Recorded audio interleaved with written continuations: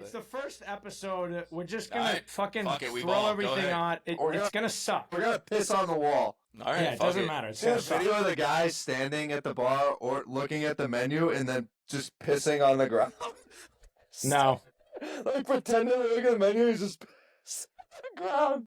No, I didn't see that video. But anyway, back to what we were talking about. So the pro day prep, to answer your question a little while ago, Brandon, was basically the pro day prep goes into taking baselines. And for some reason, I don't know why this is, a lot of places don't consistently take numbers throughout their training. I don't know why that is, but essentially we take baselines of what the guys are at. It's really ugly. They're really like, oh crap, that's where I'm at. We use fully automatic lasers for like their 40s and 10-yard splits. So we just get rid of the human variable with training.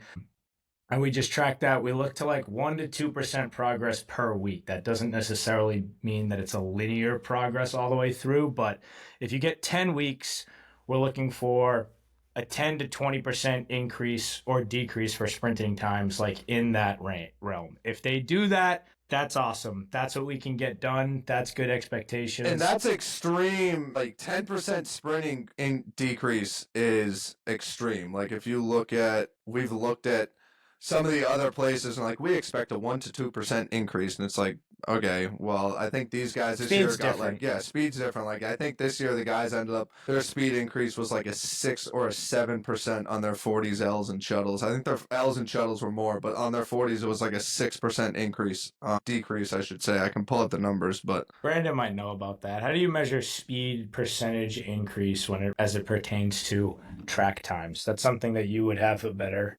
What do you mean? As a percentage of? Yeah, say you start the season. Say you start the season at a 10.73 and you finish the season at a 10.61. What is your percentage increase or decrease? How would you describe that from like a track coach? You'd say my athletes got this percent faster. Their times went down this percent. Like how would you? Yeah, I mean, I've seen that both ways. I mean, for track and field, you wouldn't give a percentage. You would just say the flat-out metric. You'd say, like, I chopped a quarter second off of their 100 time.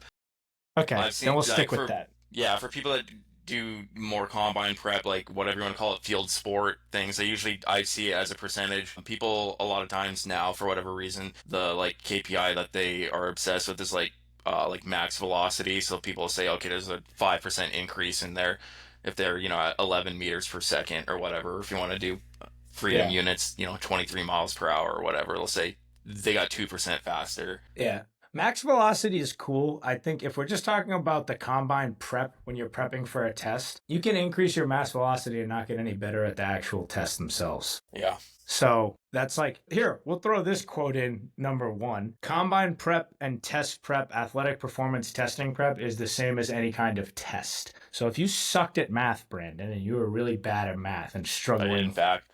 Okay, say you're struggling at math and you're just like, crap, I need a math tutor. I need someone to train me in math, to coach me up to get better. You would want somebody who's good at math, who's taken a math test and said, hey, look, I scored really well on this math test. It's not the best, but it's good. This is a very good score.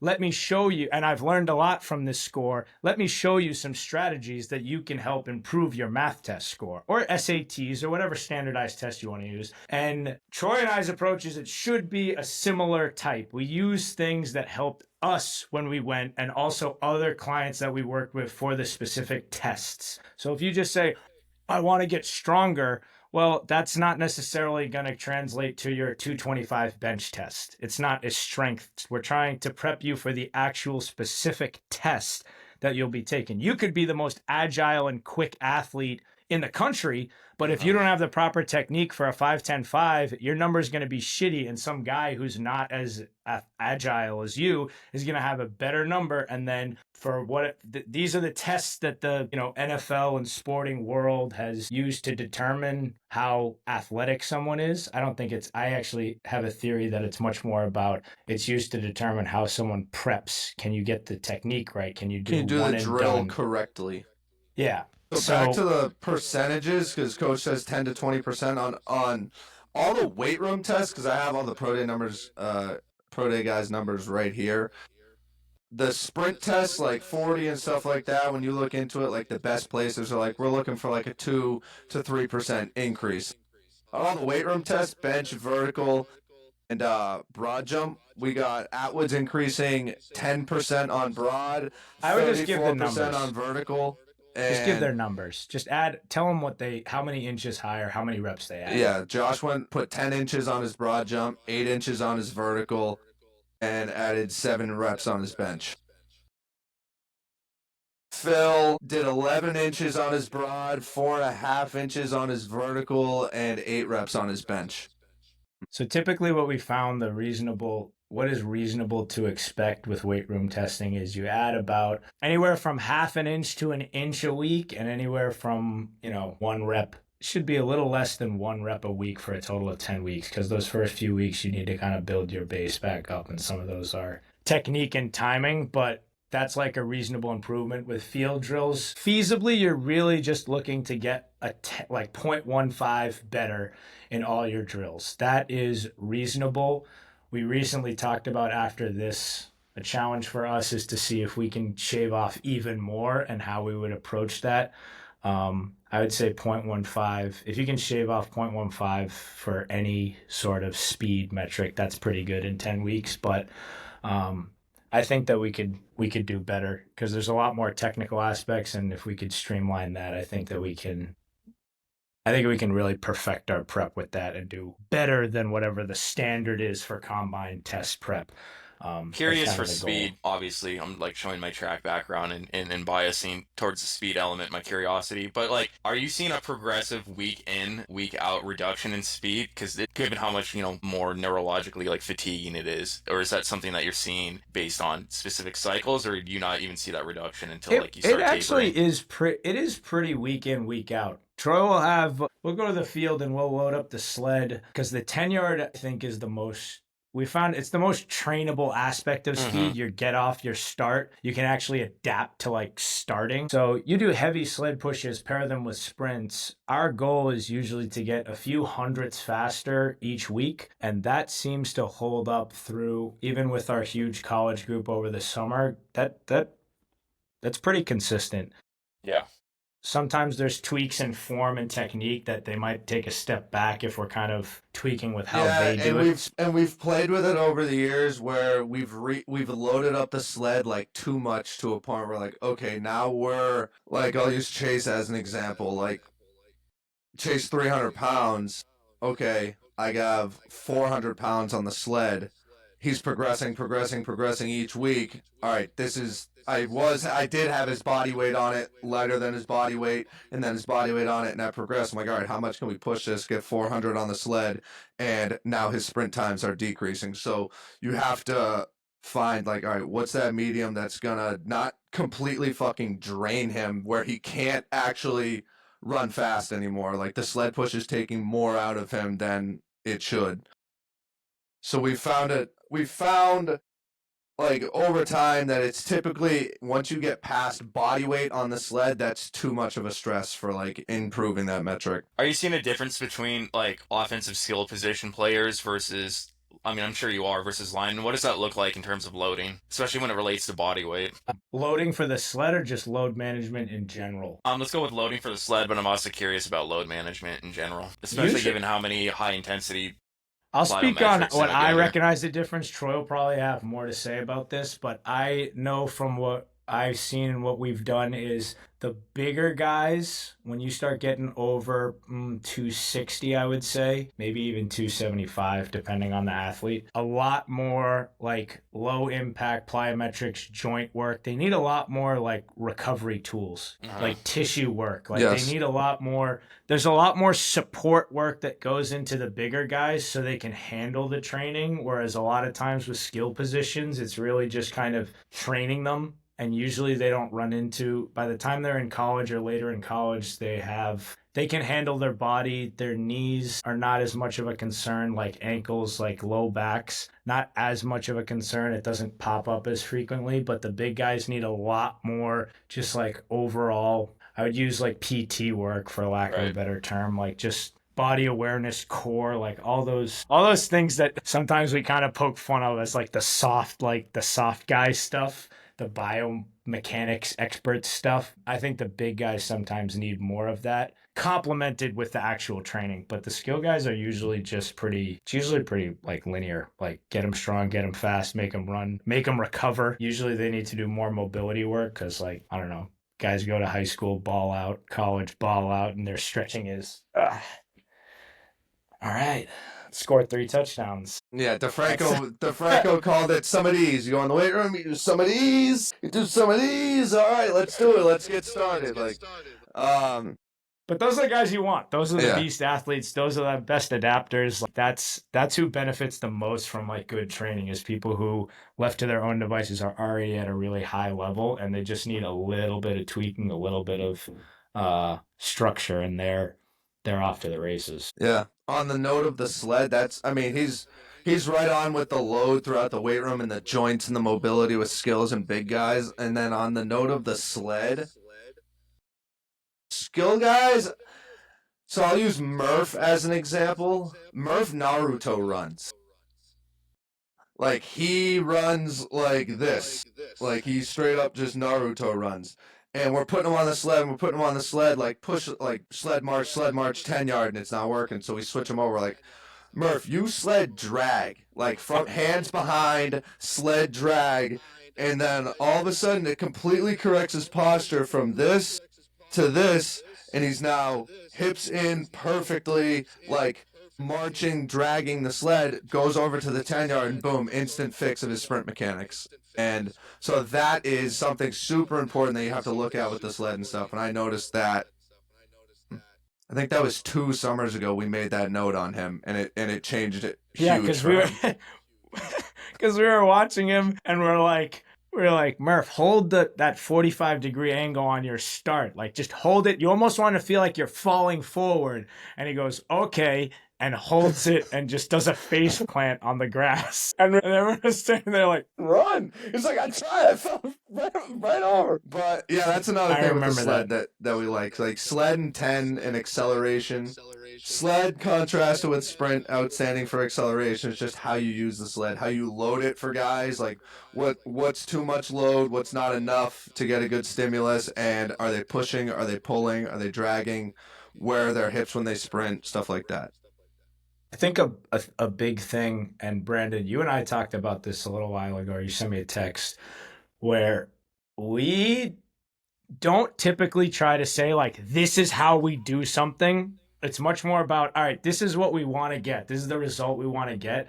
And we just keep playing around with stuff that we know that we know works, and keep changing things until it works for that athlete. Like, we know the sled push, that contrast with sled push and 10 yard, it gets people's 10 yards up. But then you also, you kind of have to have an eye for it, where it's like, this athlete's not doing it right, or he's having an issue with this, and then you have to change stuff. So I think that, I don't know if that's true, but it seems like I would say that's true, and that goes over to our weight room stuff too. Is like, we'll make a plan for someone, and then we'll see someone do it, and we'll be like, we got to change that. Like, nothing is like, this is what we're doing. Like, some kid's doing something, like Otto said the other day. Some kid, I was trying to have him do, I programmed hang high pulls, right? And he just couldn't figure out how to get his hips in and pop at the same time. So Otto switched him over. He's like, all right, hey, we're going to scrap that. Let's start him on Dimmel shrugs. And he's teaching him the movement. And now this kid understands, okay, this is what they mean by get up on your toes, shrug your shoulders, get your hips in. Like, and nothing is set in stone. Yes, we have an idea of what we want it to be, but at any time that can change for the athlete and what they need. Like, basic underlying principles, but there's different ways to achieve the outcome. Yeah. At the end of the day, it's results, right? Like, if I was tutoring you in math, Brandon, I'm going to keep using the test tutoring. If I was tutoring you in math and I had this way that worked for me, and it got me, a 10-point better score, and I'm trying to teach it to you, and it's just not clicking, and you're banging your head and it's not clicking, well, I would be doing a really bad job of helping you if I'm like, you need to learn how to do it. This is the way. This is what works for me, Coach Troy, all these guys. You need to do it. Sometimes that's the case. That's usually the case with, like, effort when we're training guys. But in terms of, like, technique, it's like, okay, what works for you? What are you thinking about? It's kind of like getting in someone's mind and finding out Like a lot of times we have coaching cues, but Mhm. then it's just cycling through like as many cues or ways of phrasing a technique or a way of doing something as it takes for like, because you never know which one is the one that makes it click. Right.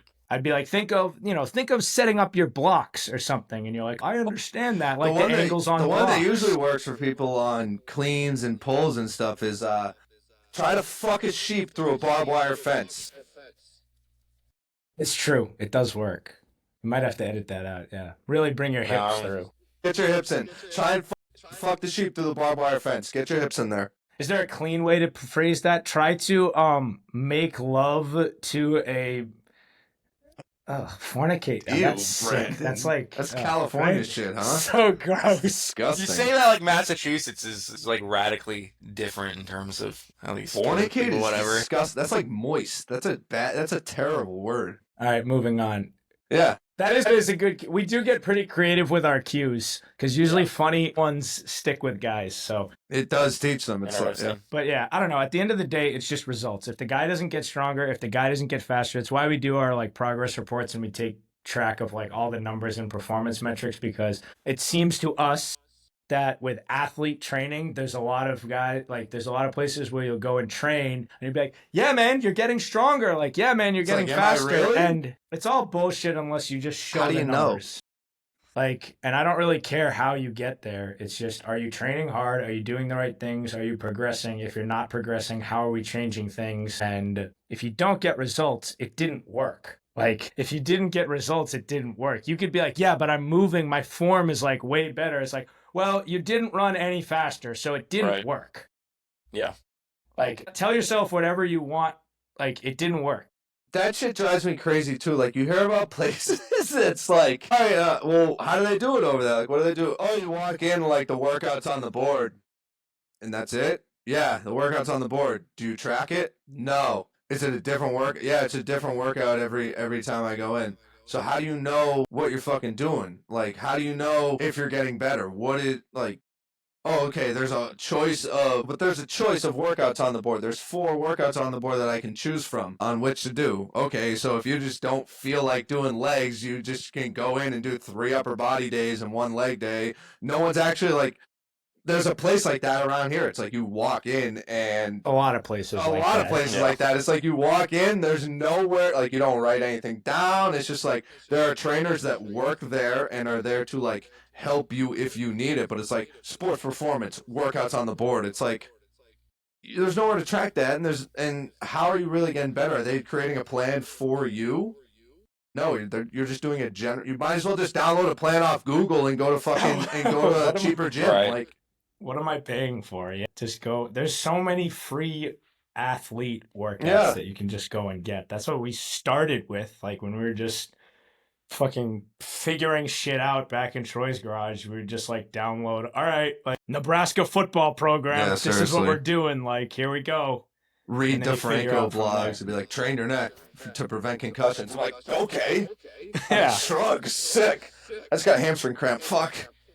But I don't know. I think that's part of like the evolution as I mean, that's I think what makes you guys like so good at what you do now too. Though is that you like went through that path. I think that's kind of like I don't know, like just philosophically, that's like part of maybe like what makes good performance good is that you guys were at some point driven, even if you like it was bullshit, like some of the stuff you did or you didn't do it properly. The fact that you like were in a garage looking up like DeFranco or like Westside Barbell or whatever and doing it. The environment you train in and the effort you put into whatever you're doing is going to outweigh whatever fucking like program and like minute detail of a program you do. Like if you can be in an environment that's outstanding culture and you guys are pushing each other and you're getting yelled at to be better and your form might not be perfect or it might not be, you're just out there. Like the strongest Otto and I ever been is when we were just horse cock and weight around. Yeah. Like just fuck it, let's just see how much we can do. I don't know. I'm pretty strong right now. So Yeah. pretty. Yeah. I mean, I think it like varies by training age too, but like honestly, definitely. like the best that I had this conversation with someone that I coach track with now. His background's actually mainly in football. He played college football. He wasn't a college track athlete, but speed is speed, and he can coach it. And I talked about like with track, it's so linear. Can he it's run like, it? Can he run it? Yeah, I'm sure he can run it. Oh, What do you mean? you said speed is speed. He can coach it. And I'm like, but is he fast? He is fast, yeah.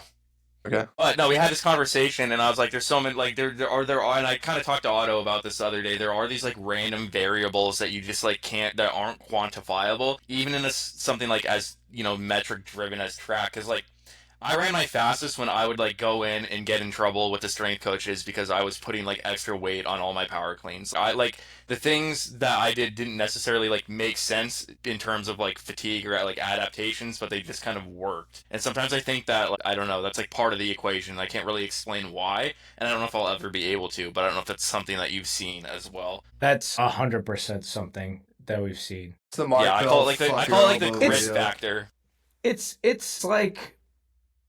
like we want guys where we have to tell them do less. Tone it down a bit. Like you want guys that will, left to their own devices, train themselves into the ground because they want to get better so badly. Like, right.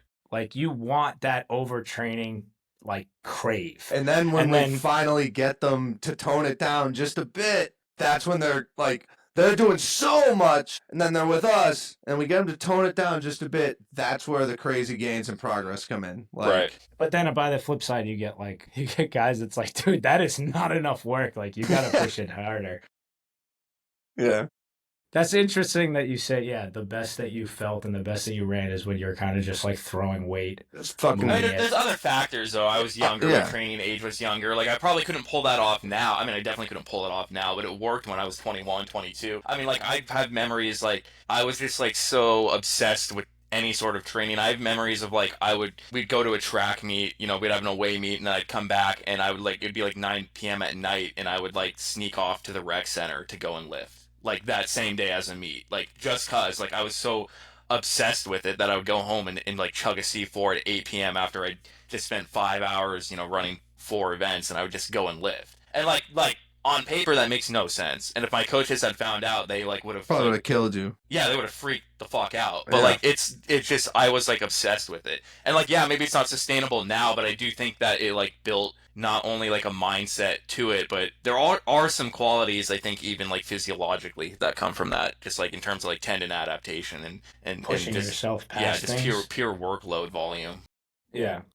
But it's just weird because it's not quantifiable. I literally call it like the grit factor. It's just like something that like it's just there. I mean, I remember during COVID when we were working out 5 days a week in my garage and 6 days a week nonstop. We'd go in there on Wednesdays and we tried to do German volume training, but we did it wrong.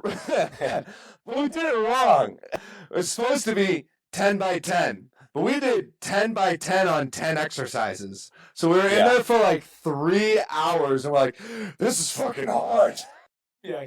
Those Germans are crazy. And then I think at like the 9th exercise we're on, like we're on like rope push downs because the rest of our body after like squats and other like squat, bench, we did like everything. And I remember thinking like, I gotta look this up. There's no way this is how no way they do this. Yeah.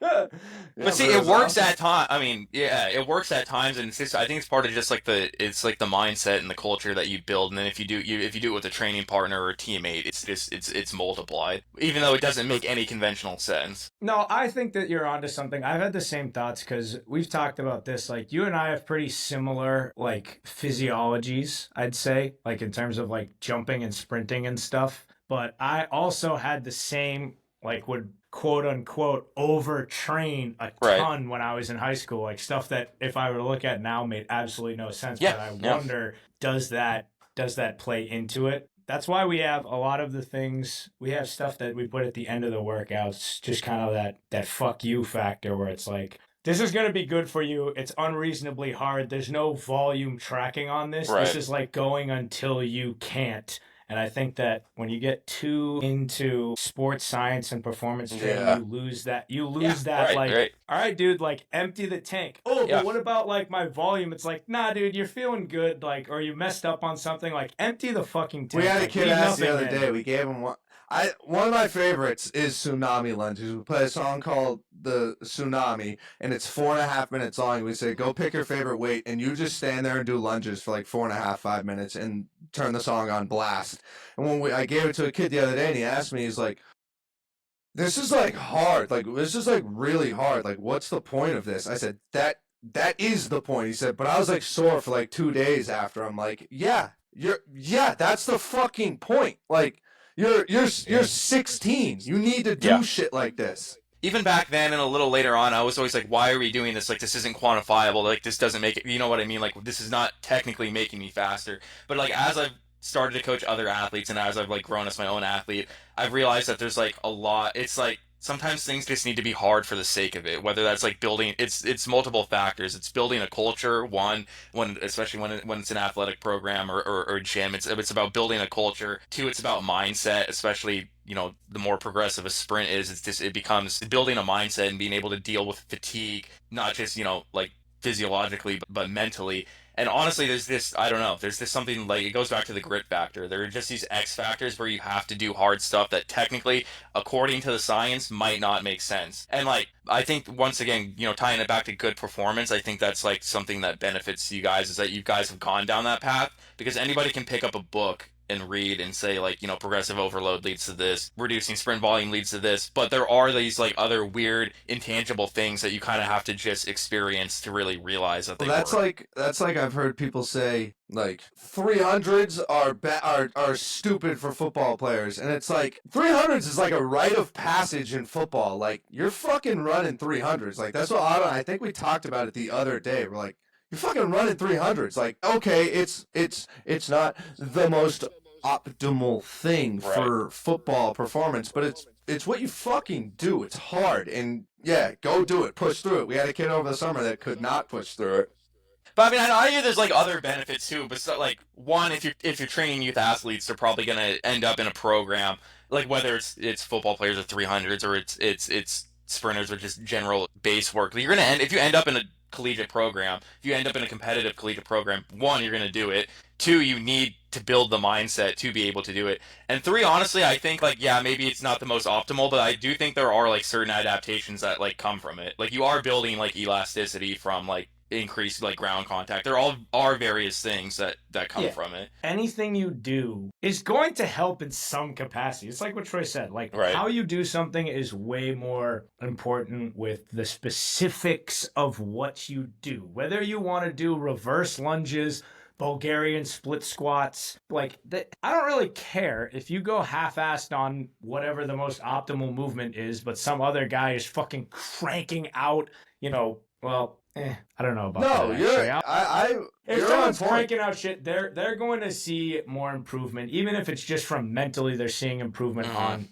pushing hard. Another thing that we try to do, depending on what the athlete's sport is going into college, we try to make sure that they at least have exposure to pretty much everything they're going to have to do in their sport. Like, we had a kid who didn't run track. He was like he's a soccer player. He's like, I want to walk on to Division I track team. I'm like, all right, cool. Never ran track before. Never ran track. It wasn't even about fixing technique and sprint mechanics. It was like, you just got to run. Like, just run, feel the glute lock, that hamstring and glute lock that you need to get used to feeling when you're doing, like, sprint, like, just endurance work. Right. You just got to run. And he made the team.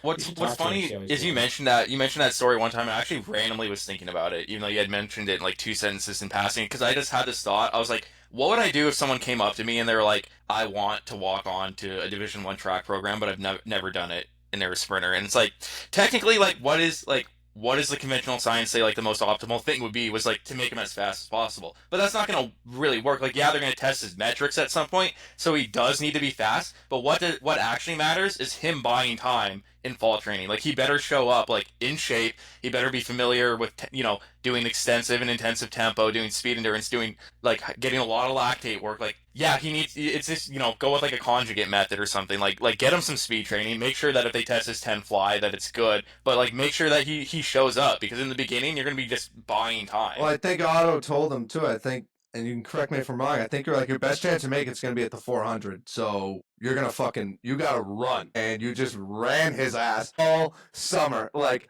like he's like, oh my God, I've never run like this before. Like, Yeah. And I mean, well, it was kind of what you're saying. And the same thing with football when we try to push guys and be like, I don't know if I'm good enough to play football at this level. It's like, dude, just work your fucking ass try. off and go do it. Because I would say most of the battle, especially when you're just talking about continuing a career through like college sports, most of the battle is showing up willing to just clock in, clock Right. out, do hard, unreasonable shit just like for the love of the game. Just like, I'm doing this. Like, you only have that athleticism, that opportunity once.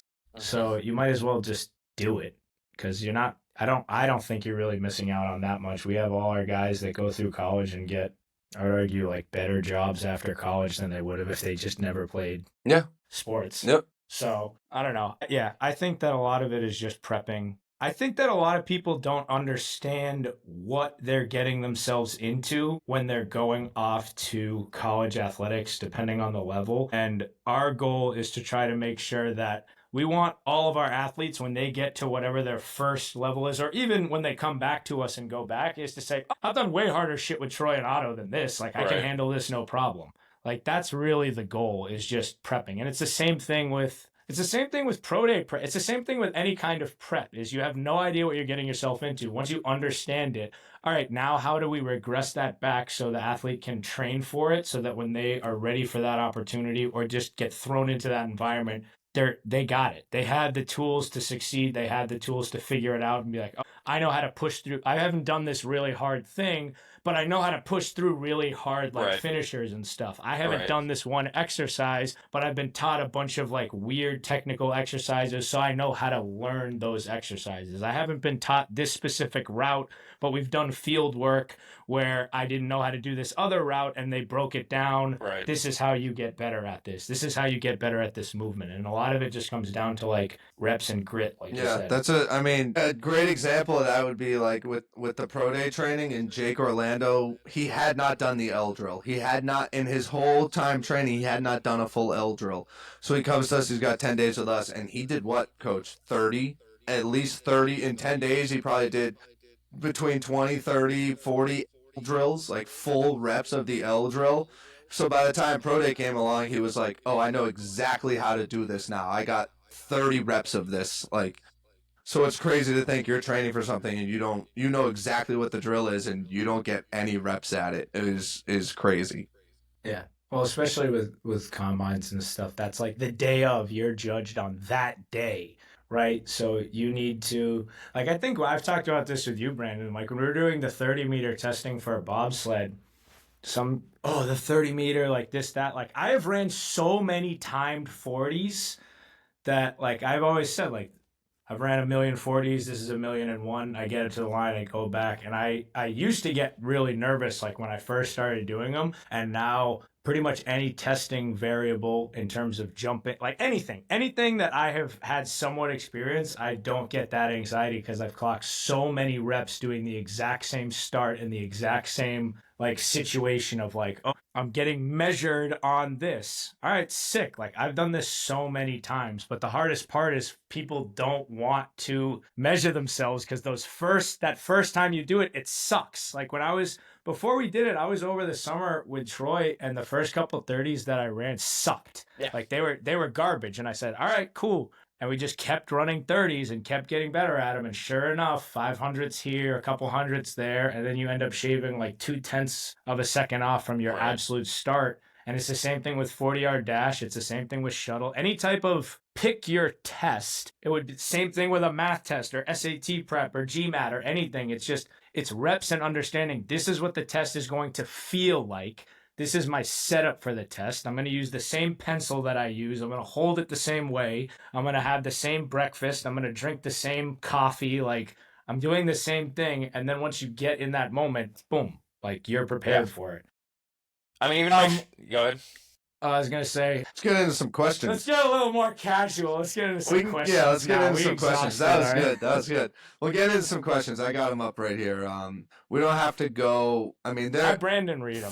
from the Instagram stories. I got 36 questions on here. We're not going through all those right now. Ain't no way. So we'll just pick a few. I did something. What'd you do, Coach? I was trying to look at the questions. Here we go. Forearms. Just go off, please. I need to know. Okay. Hold heavy shit for a long time. Pick up weight, walk around with it, hold it. That's going to get your grip better. That's going to get your forearms better. What I've been doing lately a lot of is plate pinch rotations. If you can like hold weight like this, like plates, and rotate them in your hands, you're going to work all your forearm muscles and forearm flappers. I think we got from Dan. Was that from Dojo Yeah. Dan? Forearm That was from flappers are Dan. awesome. That's really all, but the number one thing, what Otto said is just hold shit. Like hold weight. Your forearms and your grip will get stronger. Yeah, go do some manual labor, do some landscaping, shovel mulch, and get a wheelbarrow. That's literally that's what you do. If you haven't Blue-collar had training method. if you haven't had those days where you're like working for, I don't know, hopefully pretty good per hour in cash, where your hands just like everything just hurt at the end of the day, like that's how you build your forearms. The other thing that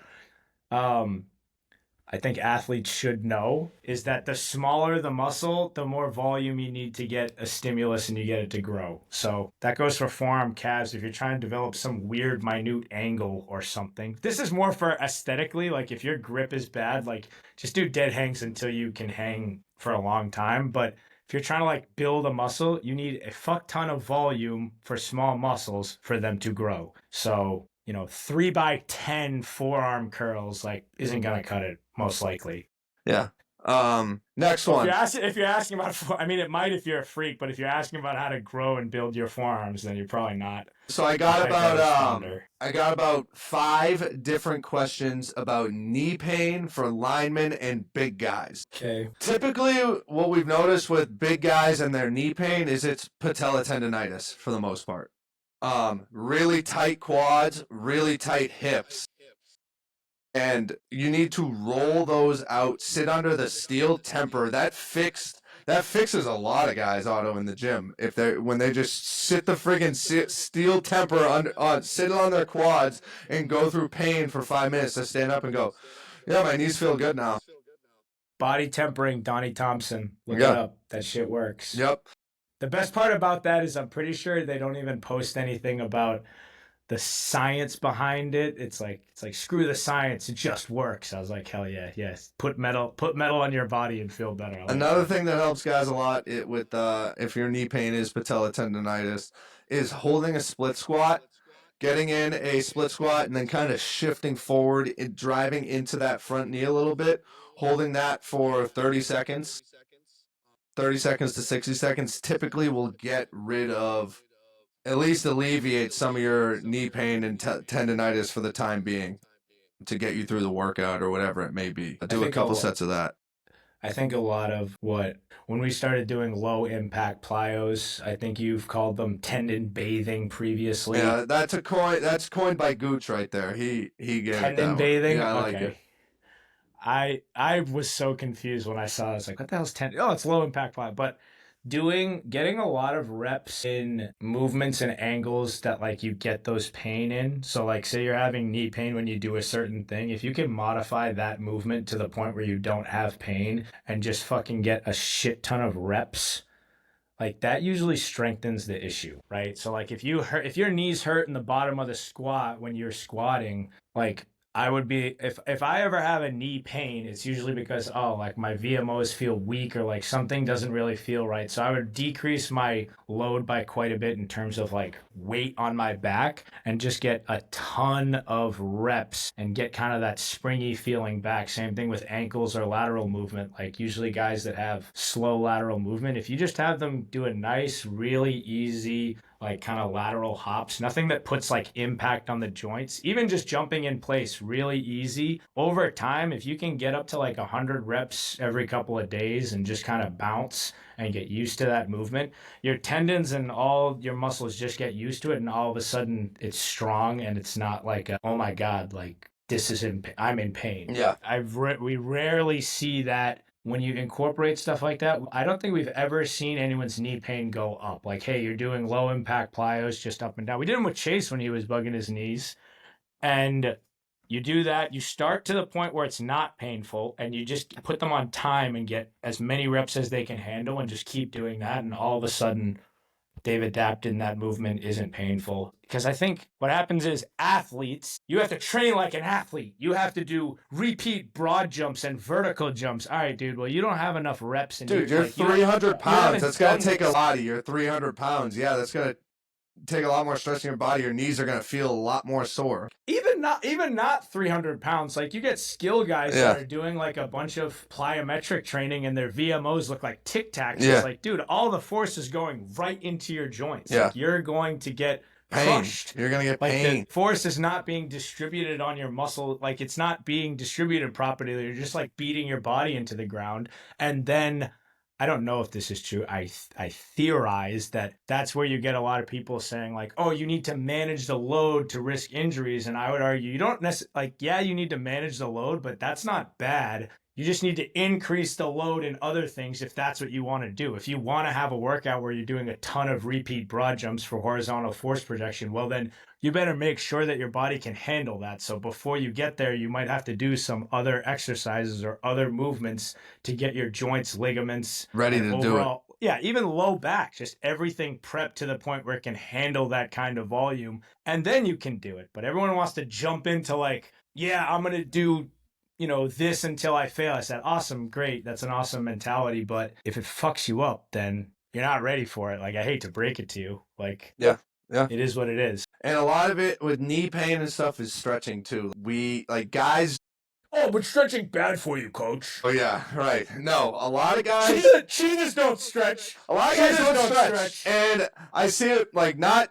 Like, typically it is with the bigger guys that get the knee pain and patella tendonitis. I'm like, have you been stretching? They're like, no. Like, they don't want to stretch. Just stretch your hips, stretch your quads, stretch your glute, like, stretch everything.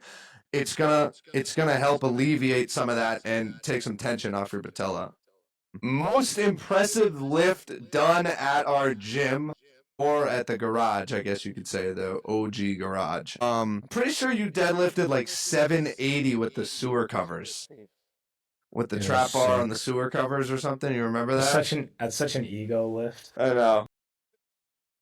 I can think of ones that I've been impressed with. A lot of them are mine, but things that aren't mine. A lot of them are mine, but I'll stay away from mine. But I thought Chase's something for 6. That stays, what is it, 600? 605 for 6 or 605 something? 605 for 6 to depth, to like 90, like to depth. That's a good lift. I think Cal squatted 350 for 5 this summer, and he weighs like 130 pounds. I'm like, that's a good lift. Good. Like, I know, he gets a lot of flack. He gets a lot of slack. That's a really impressive, like, that's very strong. That's double your body weight for 5 or 6 reps. Like, that's pretty good. What's his sporting background? What's his sporting background? Yeah. He's football. I think he wrestled for a little bit, but he didn't stick with it. Football, wrestling, baseball. He's football and baseball at Wesleyan, but everyone gives him crap because he's 130. He's not a big dude, but like this kid, when you talk about that grit factor, like he will push himself. He's a kid that we have to actually like keep an eye on because he will hurt himself with how hard he pushes himself. And I explained to him like what he doesn't realize is I think pound for pound he's like one of like the raw number is not like oh my god, but like for what he has, body weight ratio, that's absolutely exceptional. Like I put it in his mind that he should probably think about doing powerlifting because he could actually he could be pretty good like nationally if he wanted to. Other impressive lifts, I think my max pistol squat was pretty sick. It was like a Zercher pistol, right? Yeah, like Zercher pistol. I thought that was pretty cool. I think there are impressive lifts not because of what they are objectively, but because of who did them and when they did them. Like Tino's over 400 bench, whatever he built up to, that was impressive. I think he had bench 415. Yeah, Pascucci's shrug ladder where he's throwing up in the rack, strapped into the bar, and like, no, I'm not stopping. And we're like, he's on his way back down. I think 315 is still on the bar. He's still got to go 315, 225, 135 bar, and he's throwing up. And he's like, no, I'm good. Keep going. I think he built up to like 495 or something for shrugs. That is maybe electric. Even more. And he's just like, puke. That was like the aha moment for the gym because that was before we were LLC, before we were like officially training guys. He was just one of the first guys that we started training. And he's like puking in the rack, like still going. That will always forever be ingrained in my head. I think Jamelli's, whatever his top safety bar squat or front squat was impressive. I think he ended up front squatting 405, safety barring like 430, 440. Yeah, that was impressive. I mean, now I feel like we have way more impressive lifts because we've had more athletes. Like having high schoolers, Bulgarian 315, multiple guys build up to that. I think that's pretty impressive. Yeah, that's good. Not Bulgarian Hatfield. Yeah, a real Bulgarian. Yeah. You got to balance on one leg and fucking go down and up with the other leg. Like, you're not hanging on being like, wow, 315. No, you have to balance and do it. I'm not hating on Hatfield, but it's significantly easier. Yes. We can put that in this one because I've talked to Brandon about the Hatfield. Yeah, I'm not the biggest. It's not. I think it's good to get familiar with the load, but when you have your hands on something to do it, which I mean, I've done them. I have used them, and I could think of a way to use them that they'd be beneficial, but you have to be really strict with yourself on how much help you're giving yourself. There's no way to measure how much you're actually giving either. Yeah, if you're actually you can throw a force plate on there.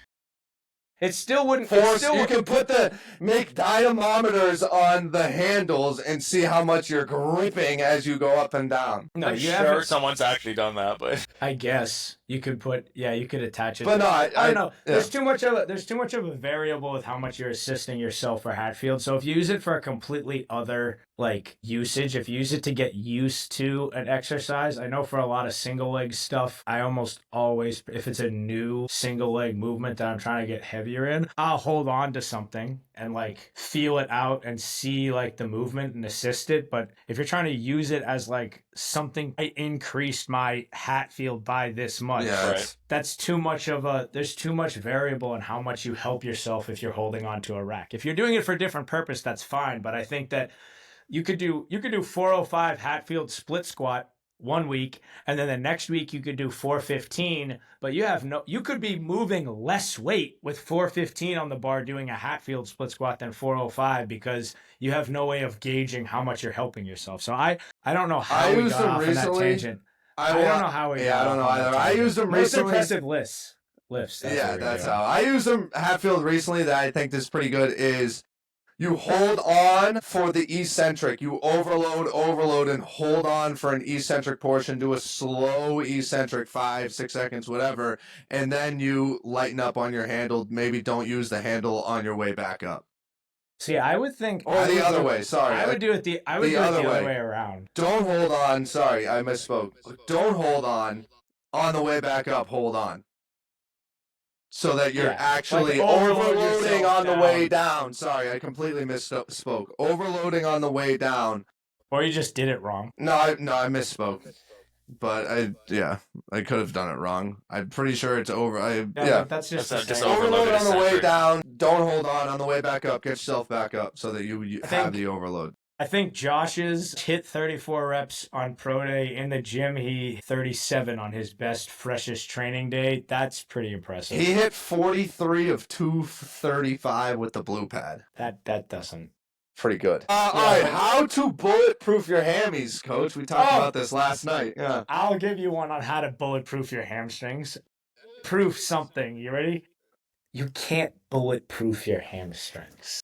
That would have been my answer. Yeah, if a bullet goes through your hamstring, that shit's going through. There's nothing you can do about it. If you really want to prevent bullets from going through your hamstrings, I don't know, maybe don't steal things or beat people up and run away from things so you're not in a position where a bullet would go through your hamstring. I don't know. In terms of, we'll answer what the question's actually asking, which is how to reduce your risk of hamstring injury, and that usually just comes from running, training your hamstrings. Make sure your hamstrings are strong under load in the most stretched position. So not just doing partial short Nordic curls. It's good to load up the hamstrings, even really heavy RDLs. Awesome. I've loved those recently, but you also have to do deep, long, single leg RDLs, straight leg stuff so you can feel what that load is, and you have to run regularly. You have to be doing the thing that always hurts people's hamstrings. Right. And then hydration, fatigue. I think a big thing that people don't. I think fatigue is probably the biggest culprit of hamstring deals. I think it's less about. It could also be training. If you're not used to being in elongated positions in your hamstring, you get injuries too. What we talked about the other day too, that pelvic tilt. Someone could train their hamstrings perfectly and their hamstrings are strong and every part of their hamstring is as strong as it needs to be.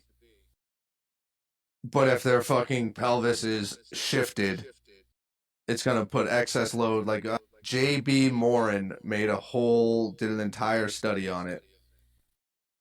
Talking about for every like half centimeter that the pelvis is shifted and tilted, the hamstring is a half a centimeter longer in the wrong position or something. Extra stretched. Well, like for Brandon, have you ever had any hamstring deals? Yeah, of course. I tore my hamstring at one point. Yeah. So I had been good with hamstrings for a while. And then when I started doing bobsled, like right when I started that first month, I busted up my hammy pretty good. Yeah. And I think that was because, all right, so it goes back to us. It's like, it's fatigue and stress. They try to cap you on your reps. You're like, oh, I can do 7-8 reps in the ice house. Like I'm not even that tired. And then all of a sudden you go and the first one, it's that residual fatigue. Yeah, or if it's coming back from a long drive, long travel, and then you go into a full speed sprint, like you don't think that it's going to have an impact, but it does. All the more reason you need to train your hamstrings, and they need to be really strong, because those little injuries that you're inevitably going to get, like I don't know any athlete that's trained into their 20s that hasn't hurt their hamstring. Like it's inevitable. Maybe they exist, but it's going to happen. And so if you have strong hamstrings, one thing that like we always say, that if you have really strong hamstrings, then it takes you it's a lot easier to recover from it and then tweak a few things so it doesn't happen. Whereas if you kind of neglect your like posterior chain stuff, like glutes, like everything, and then you get a hamstring injury, but you don't have a background training it is going to be excruciatingly long and nagging to come back. And I had hamstring issues until I flipped my training with more of an emphasis on posterior chain training. And even when I'll occasionally get tweaks, I wouldn't be surprised if, something happens this summer, if I'm stressed out or something, I get a little tweak, but I know how to rehab and come back from them. And it's much less of a freak out than like that initial, like my leg is purple and blue. How will I ever regain this? Right. Yeah. Yeah, I mean, I had a similar experience. So I tore mine in 2017. Then I didn't have an injury all the way till 2023. And then I was at bobsled selection races. I had a super long travel. Like ended up being like 2 days just getting to Albany and then getting to Lake Placid. Such a pain in the ass on the West Coast. So I got stuck in Chicago. I had to come back, fly from Chicago 5 a.m. the next day. Flew into Albany. Had to find an Uber to Lake Placid. They immediately made me test my 30. I hadn't had any hamstring injuries in 6 years. First rep, pull it. I will say, it sucked in the context, and back then there was a little bit less depth, so it probably knocked me out of a national team spot at the time. But I will say that I was able to come back in like 4 weeks, and sports med was like 8 to 10 weeks. And I didn't say this at the time to them, but I kind of mentioned it to some people. I was like, anytime that pretty much any time, honestly, that I've gotten a tendon injury, sports med will tell me something, and I can like cut it in half, just based off experience, based off what I know. Like that's just been my experience. Maybe as I get older, that's gonna be different if it's a different tendon. But if it's quad, if it's hamstring, I know that I know how to load it properly. I know how to progress it, and I know how to train around it. But in general, I think that if you have familiarity with it and an increased training age, that you can definitely. That's pretty universal. Troy and I have talked about that. Like we've all had injuries, and usually with stuff, as long as it's not the only one, there are some that we try to say don't try and come back faster. ACL's one, you'd have to look that one up, but I'm pretty sure there's a correlation between how long you spend before you return to sport, like contact sport and re-injury. But everything else, usually if you're an athlete that knows how to train, you can cut your recovery time in half. I know it's especially true for broken bones. Troy knows about that. Like he's done that a few times and coached people through it, and we usually cut that rehab time down pretty fast. Don't rush it, but there's a lot of factors at play. I got a Jones fracture with a screw in my foot And 3-4 days later, I was out in the garage doing like quad extensions with that leg. Right. Like I was like, I gotta get blood flow back into it, like blah, blah, blah. And I went, and it was supposed to be like a 6 to 7 month. And I went back at month like 4. Right. The doctor was like, this is the fastest I've ever seen someone heal from this. And I was like, yeah, because most people, they get surgery, and it's not for everyone, but most people, they get surgery and they sit and do nothing for 2 or 3 weeks. And they're like, oh, let it heal. And I was like, I got to get blood flow into this now. Right. And Or I if think they do something, that benefited me. But or if they do something, whether it's a broken bone or whatever injury, they're doing like banded walks for like 4 months, Yeah. not doing any sort of like you get a lower body extremity, like there's Banded no reason walks. why you can't just go hammer heavy compound upper body at the very least. yeah, Like, something. yeah, something There's to, almost always a way to train yeah, around absolutely. / through injuries. That was the answer to our bulletproof your hamstrings. Bulletproof your hamstrings. Warm up properly. Don't forget to run while you're lifting, even if it's just jogging. Like, get into the movement of running. Stretch. Do strict posterior chain movements in addition to your lifting, right? Like doing 3-way, like the classic PT from hamstring strains is your foot pointed in, foot pointed forward, foot pointed out with a very strict single leg RDL with your hips locked in, not like leaning to one side, not having your hips shift to one side or another, and just kind of strengthening all different like bellies of the hamstring. That's a great warm up prep. Single leg glute bridge isometrics as a prep. Yep. Like those are great preps. Elevate And the toe. it's really just, I don't know, a lot of being an athlete is being really in tune with your body. And like, you can't prevent every soft tissue injury that's inevitably going to come your way. But if you do it enough and you check off the right boxes, you can minimize your risk. And it's usually not something And you can that's minimize going your to be- recovery, like timeline if you do end up getting that injury, Maximize too. your recovery. or minimize in terms of timeline. Minimize Yeah. the timeline, maximize your recovery. All right, let's get on to a few more, and then we can wrap up. Last question. Best advice someone's given you on our athletic journeys. Don't settle. That's it. That's the best advice. Don't settle. Yeah, I can tell you some of the worst advice I've gotten. That list is way longer than the best Yeah. advice. There seldom Coach, is we're good advice. Coach, we're sticking with best advice. Yeah. I mean, what you said, don't settle. Try, like, shoot for, I think it's actually what you told me, is shoot for. Who gave you that? That's what I was. Yeah, looking for. actually, I said, who, I said, who didn't- gave you that advice? Yeah. It was going to be like, don't sell yourself short. Like, it was actually, I Yeah. think when I was going to transfer from Merrimack, and I was like, I want to transfer up. And everyone's like, you can't transfer up. Otto's like, why not? You can transfer up. I'm like, yeah, I can. Yeah, as a matter of fact, I can. Dude, you were almost Yeah. going to what was Iowa the State. school? Iowa State. And Yeah, I we were pushing I hard had on a that. bunch of phone calls with the coach, and he was like, I just got to get final numbers on, the roster. I'm like, okay. And he finally gets back to me. He's like, hey, because of COVID, because it was that year that COVID happened and like the season was all fucked up. He's like, we got 160 guys on the roster. Like, I'm sorry. I'm like, God damn. But yeah, close to Iowa State. But yeah, I'd say that was the best advice I got, was like, don't sell yourself short. Like, you can fucking, if you want to play at that level, go fucking do it. I'm like, yeah, I did. And I did it. So Brandon. Honestly, yeah, dude, gotten a lot of bad advice. Honestly, I don't want to like give Otto too much credit here, but it probably is from Otto, like literally a few months ago. I sum it up as like, it's like my philosophy. for like 2 months. I know, but before that, I've known him since I was 12. That's a little different. yeah, no, let me tell you, like, literally, like, I mean, I don't remember exactly what he had said. I mean, I had gone through a quad injury, very untimely. I was in a very, like, bad position in bobsled, just in terms of where I was, and I don't remember what Otto exactly said, but it's kind of become my philosophy since, and it's pretty much, like, you can just, like, do stuff. Like, you can just do shit. Like, people will always, like, tell you, like... That's a Troy quote, too. You can Yeah, just I mean, do I sum it up shit. as you can just do stuff. Like, Right. literally, like, I people... don't think that's what I said. I usually don't. No, it's use not. that That's how I preference. sum it up, definitely though. said something. You can different. literally just For do me. whatever you want and just... In a way, yeah, you if can. it's You not do have- illegal, but don't Yeah, do I mean, illegal stuff. But it goes back to what you're saying. Everybody tells you what you can't do, and like so much of my athletic career was defined by like, well, I didn't hit this mark, I didn't make this accomplishment. Like my end goal is here, and this person who got to that end goal like did this and this. Like it's not a linear path. There's no blueprint to this shit. Like if you want to go start something, if you want, like, yeah, it might not work out, but if you want to switch sports, like you can. Like it's this. Everyone's gonna tell you like you can't do stuff. And I don't mean to like sound like a motivational speaker, but like very few people are like in people's ears telling them that like if you work hard, if you like, yeah, have a general path, but if it does veer off that every now and then, it's okay. Well, it goes This back, is- like we were coaching high school football, and Otto and I Careful. are like, Careful. I know, I won't say. Okay.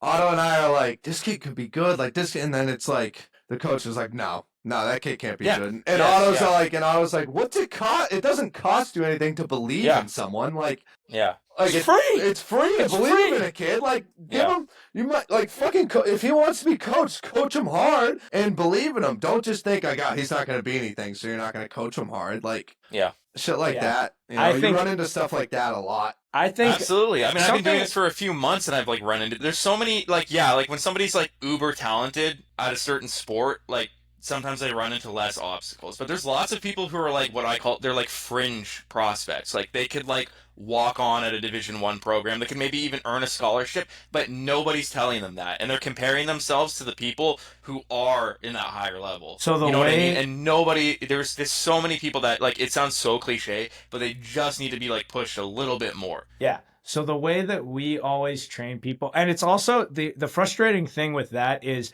it's always people that have absolutely no flippin' clue, like telling kids like that they can or can't do something. Like people that have never been inside, like maybe you went inside like a college weight room for like a visit or something, but like people who have not lived that life, they don't have a good, like maybe they read articles or they've talked to like another coach, but Right. like people who do not know what that entails. And it's the same thing that I have 3 points. I'll try to keep them brief. It's the same thing that Troy and I have found with business and just like kind of running your own thing. The people that tell us like we don't really hang around with that many people, but anytime we've heard like, oh, that's like, I don't know about that, it's come from someone that doesn't really seem like they know what they're talking about. And all the positive responses have been people who have done it their whole life, that have been extremely successful with their own business endeavors. And they're always like, yeah, it starts really ugly and horrible and chaotic, but like all positive feedback. So bringing this back to training, the way we try to approach every athlete is we treat every guy like they could be the best story of the GPC. Right. Like we'll train every athlete like they could, if if everything works out well, like they could be one of the most amazing stories ever. Is that likely? No, but that's kind of an accepted, like, yeah, we know we're going for like the 0.1% of outcomes, but it doesn't cost us anything to treat and train someone so that they have that option if for whatever thing happens in their life or their brain and they decide they want to do it, they can if they want to. Like Right. we talk about this a lot, but we have a kid who's, he's talking to a bunch of Division I really good academic schools. And last year he did a full like 7 months with us of training, like Straight. started 4 days a week Yeah. and then went like 6 days a week, 7 months straight of training. And he was a JV player and he could barely do a push-up. He could barely squat like 135. He Failed could not move. 155 on bench and failed 225 on squat. And He he's was a not big kid. Yeah, and he hasn't like hit puberty. Like he's the same size he was then. Maybe he got a little heavier, but like there wasn't like some sort of like adolescent growth spurt. Right.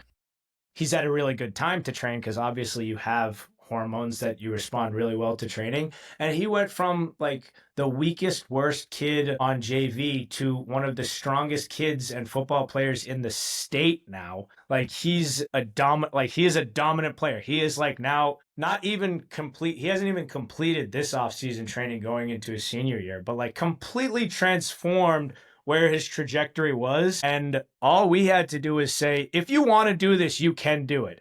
Right. And he could easily have said, no, I didn't really want to do it. But I think that just saying, if you want to, you can, we'll help you. If that's something you want to do, like that's what we're here to do. Yes. Completely opened up doors like, wait, these guys actually, okay, I'm going to do it. And then you go and you compete with other athletes in other places. And what's helped us a lot from a gym perspective is we'll say these things and we'll hammer guys and be like, this is like, we're not full of shit. Like, this is reality. They'll go off and it validates everything we said. Like you said, like it happens more often than you think. We'll say something, people might be skeptical at first, like, yeah, you know, Troy and Otto, like they might not really know what they're talking about. Like, I don't know. And then they'll go off and experience whatever and come back and say, yeah, probably should have listened to you. Like, yeah, you were right. Like, yeah, this is the way it is. It's like, yeah, I mean, we're not spouting bullshit. Like, we're guys in a fucking gym trying to help you get better. Like, all we're doing is try to approach every athlete like they could be the next, like, awesome underdog story. And it doesn't cost us anything to believe in someone. Because, like you said, that's still not common. It's still, like, there's so many, at least in my, like, journey, but it's so uncommon that, like, people will say that. And it's people say the opposite. They'll say you didn't do X, Y, Z, you'll never be able to do it. Yeah, but that's what they said about us. Like, I had people telling me that I would be physically, I'm too small, not fast enough, and too weak to compete at the FCS level. I was told that in high school, and it's just like, okay, well, I just went to that New Jersey opening and ran a faster 40 than Saquon Barkley on the same day, and I can move this amount of weight. Like, I'm not going to listen to everybody. I'm just going to go by the numbers. Just go by the numbers. Like, how big are these guys? How much do they weigh? How fast are they? Like, that's what I'm going to go by. Was I the most skilled guy? No, but it's a way that I found to use what I was already okay at to get even better at. And it found, like, you can find a way to get successful at it. Like, people get to... I just remember hearing the same thing. Like, yeah, you know, you wouldn't, you know, you would, at the time, they would say 1AA. Now they say FCS. But you would have a tough time playing at the 1AA FCS level. And then I go to Merrimack, and they're D2 my freshman year. And then after that, we move up to Division 1.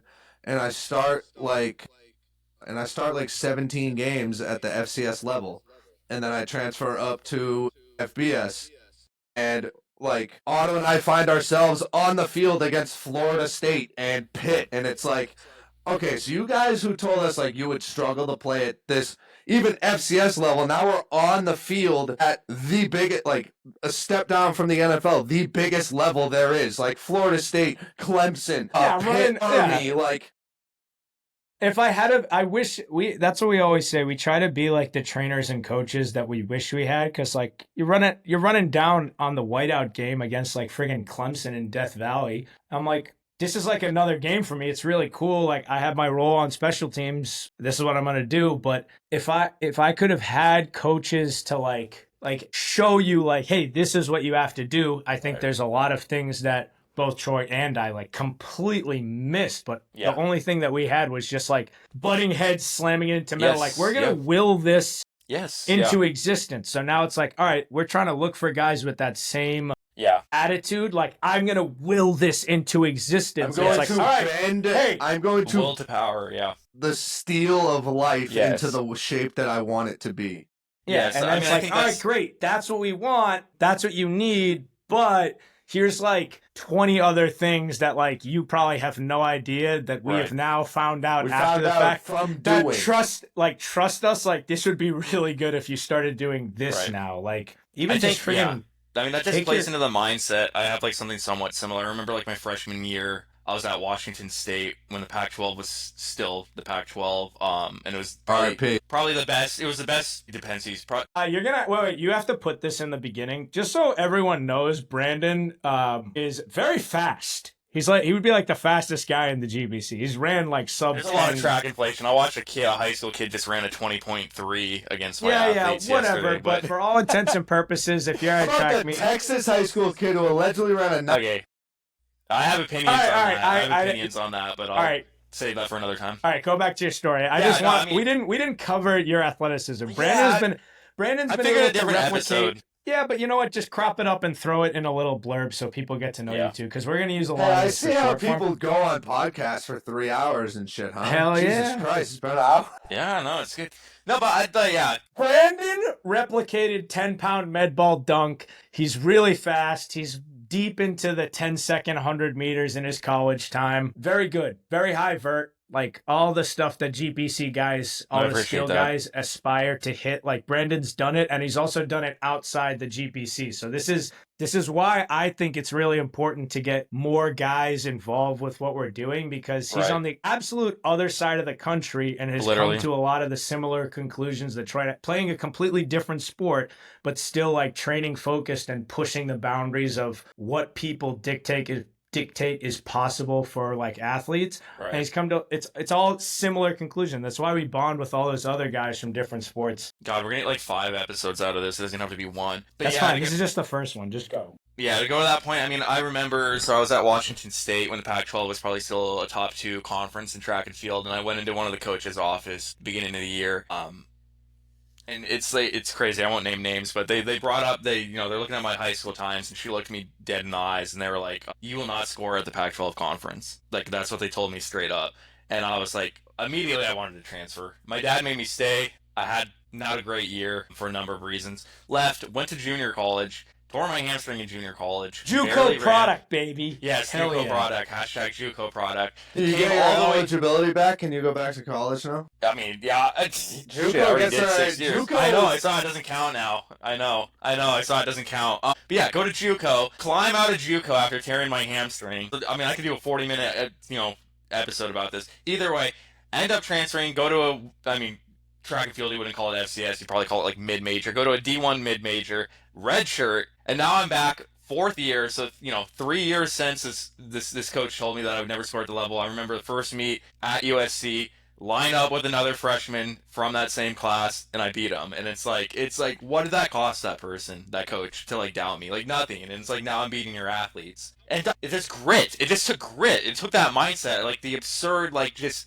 I don't know, like but motivation from it. That's, I think, the value of coaching and identifying that, because how much better would you have been? So you still ended up beating it, but how much better would you have been if the coach identified the drive in you and then gave you the tools to succeed? Like that's what we're trying to look at, is trying to identify guys that have like that, like you said, that intangible, like that whatever. It's factor, not just mindset though, too. Like I was like, it's physiology too. Yeah, it's being... I was in the reason I had beef too. I mean, like I had dealt with injuries. My high school time was fine. I was still sub 11 and stuff but I think I definitely could have gone faster in high school if I had stayed healthy. But I was like, we had these weight room numbers, and this coach doesn't even look like it. I'm like, I have the second highest vert. You know what I mean? I have the furthest broad. Like my weight numbers, I have the heaviest clean as a freshman that weighs like 165 pounds. Like granted, it's tracks, sprinters. These ones weren't that particularly that strong. Some are. These ones weren't.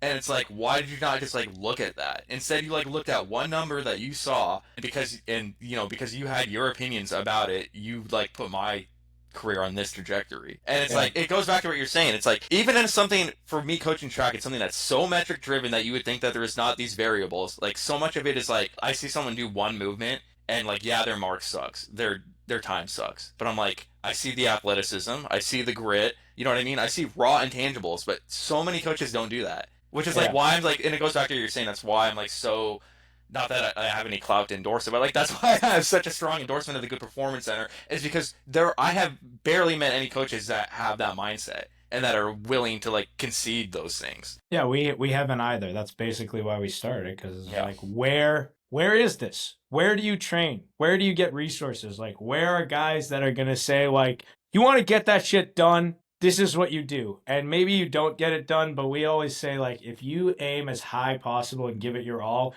and then you fall short, you're so much happier with your path than if you don't. Like, I'm so much more satisfied with trying to play Power 5 football and not making the NFL than settling and going somewhere like different where I didn't really have to work to compete at that level. Like, I'm way more content with that, with trying and not making it all the way, than I would have been. I mean, hindsight, I can never say than what I would have been, but I couldn't see myself more happy with the way sports turned out for me, right? Like, it'd be awesome if I accomplished everything, but like what? I'm on sport 3 now, right? Like, didn't make the NFL, didn't make the USA rugby team.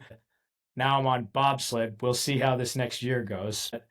Like, I for what we do, like for my athletic career, like that's way better. And it's the same, like Troy probably could feel the same way. Like I don't know if you could think any, but you're still competing. Yeah, I just gotta How- fix my knee, but I just haven't talked about it. But like my goal is Jiu-Jitsu World Championships, IBJJF World Championships. I just don't like to You talk should talk about it more. I You don't should like talk to about talk. it. I don't do that. Yeah, but you should do it more. Just Okay. like how when I said, like, when people said, like, oh, you go to the Olympics? I go, oh, I don't know. And you're like, man, what are you doing talking about that? Say you are. Like, even if you don't say you are, well, you should say you do. Yeah, that's it. That's the goal now. I mean, that's my sport now. But I mean, I could also probably be a national champion powerlifter too. But I don't really like powerlifting as much. We'll do powerlifting once we can't move. Yeah, that's like I'll go with you. Once we, like, can't move I've anymore. done a in few our powerlifting 30s. meets. I trained really hard, and I learned a lot about training from training for my powerlifting meets and stuff. And just by the end of training, I'm like, it's like 3-4 weeks out from the meet still, and I'm just like, yeah, I don't really like training like this. Right. I remember walking into, this was still at the garage, right? I Yes. think it was. I remember walking into the garage and we were about to train, and Troy's just like, he's just like sitting on the bench. He's like, this is not fun.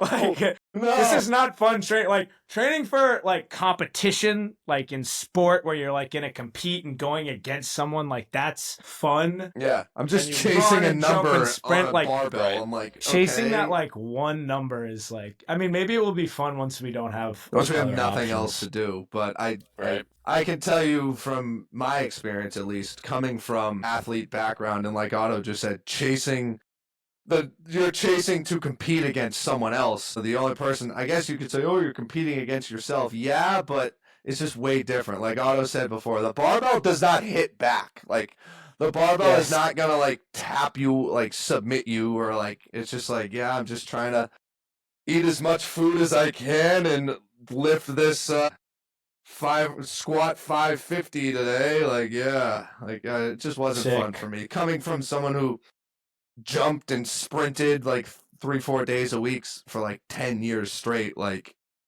it's just different. This has been a great podcast, guys. I think I it's actually fun. think Great it was start. better- Great start. Better than I anticipated it was going. I mean, yeah, just have a conversation. It flows. I think it's gonna be really good. Especially as guests start to get on to. I think it'll be, yeah. Our guest list is going to be good. We'll have to play around with who and what the focus is for the guests, because I could also foresee it being the same conversation over and over Yeah. again. But like, maybe that's what it needs to I be. think though, if we 'cause I have think- guests on, I mean, we can talk about this. You want to end the are we good? Can we end the recording? Yeah. Good What are podcast the- one. what are What's the- the What are the outro? what are the questions that we I mean, we have 36, and I think we answered 1, 2, 3, 4, 5, 6 of them. So Okay, good. Well, let us know any questions you have on stuff that we talked about. If you're listening to the whole thing, is this gonna? I don't know how it's gonna be formatted. Brandon's I don't gonna. know yet either. Brandon's Yeah, gonna it's fuck gonna be around with interesting. it. Yeah, It's a it's gonna be learning a gonna lot. say It's gonna, me- it's gonna take. Yeah, it's gonna take a. This first couple episodes is gonna take a while. For Yeah, sure. that's fine. Send me. I would do it. Send me the. Well, we can finish this and then we can talk about how to actually do it. But things to take away: don't settle. Keep pushing. Be gritty. Get that shit done. We're gonna have more guests and try and grow this kind of network. There's a bigger, I'd say, population than I realized of guys that kind of have pushed athletics further that you probably wouldn't hear about. Like no one knows Yes, there's no about the platform guys. for them. My Yeah, hamstring like, keeps no one- cramping. No one knows about no one knows about really any of the bobsled guys, but there are a lot more athletes that we know too through football and stuff that like I think these qualities are not publicized enough for younger athletes, and if you can adopt them earlier, they can be really, really beneficial to not only just your athletics career, but just as you navigate through a bunch of other shit. Like having this to fall back when other shit kind of goes crazy or not the way you want or outside of your control can be a big asset. Yeah, listen, like, subscribe. I don't even know where we're gonna put this up. Spotify, YouTube. I think we can Everywhere. put the audio to Spotify. We can post the whole thing. I mean, once Brandon edits it down and edits out like some parts and stuff, we can post the whole thing to YouTube and then use the individual clips for